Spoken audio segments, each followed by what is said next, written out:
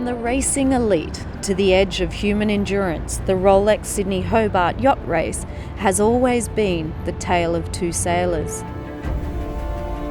Tonight should be quiet and the next day quieter, and then I believe we're going to get a real pasting in Bass Strait. Fresh to frightening, gale force winds. I always get a bit nervous before a race, because you never know quite what's going to happen when you go outside the heads, especially from Melbourne. Part of the magic of the sea is you just don't know what it's going to do or how it's going to do it, or it can be really kind to you and you've definitely got to respect it, but it can also just very much put you back in your place and remind you who's boss. If you're not aware of your surroundings and where you are, you can really be put out of place and get yourself into a lot of trouble. We're out there for a long time, so you have to be prepared mentally and also physically. And it's a bit of a race of endurance. Yeah, there's one thing's for sure is that there's no certainty right until the very end. The water's just coming over the decks, and it's just you're just more drowning in it. It's just amazing.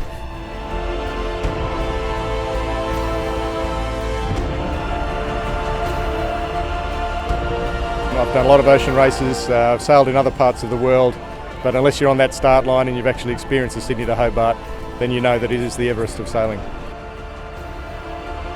We're going to get becalmed, we're going to get a northerly, we're going to get a southerly, we're going to get it all.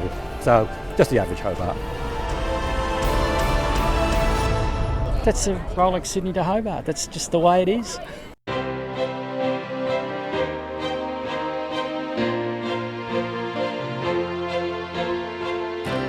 The most competitive fleet ever lined up in this year's 2013 Rolex Sydney Hobart, including 5 100-foot maxis to the 34-footer Will Perina.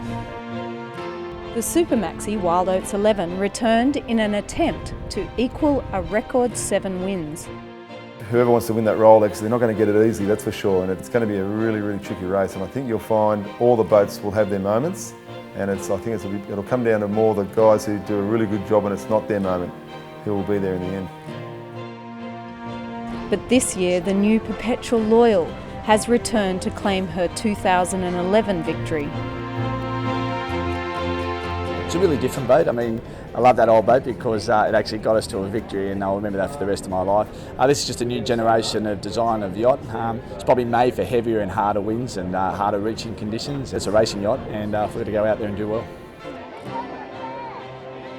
Well, I think everyone's feeling nervous right now, it's part of it, but in saying that there's an air of excitement down around the team. We've come together well as a team in a short period of time and we're ready to get out there and get amongst it. The 95-strong fleet enjoyed a perfect Sydney day for the race start. The big boats immediately headed out to sea, attempting to find the wind and beat the predicted turn in weather. Coming from behind, Wild Oats 11 took the lead from Perpetual Loyal and managed to equal history, taking out their 7th victory.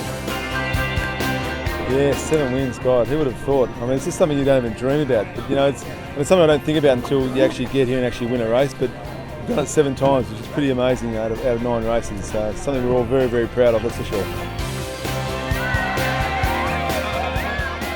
Behind them, the race continued. Rough weather and gale force winds confronted the rest of the fleet. The winner of the overall Rolex Sydney Hobart went to the 50-footer Victoire, skippered by the relative newcomer Daryl Hodgkinson. I feel somewhat humbled actually to have won this event. I suppose one of the reasons that you do a Hobart is that you know you're going to be challenged, and we certainly were, and of course a lot of the other boats are even more challenged. On yachts large and small, the triumph of competing in the Rolex Sydney Hobart is an accomplishment that can never be taken away. And it is impossible to miss the identity that is created by being part of a crew in this great contest.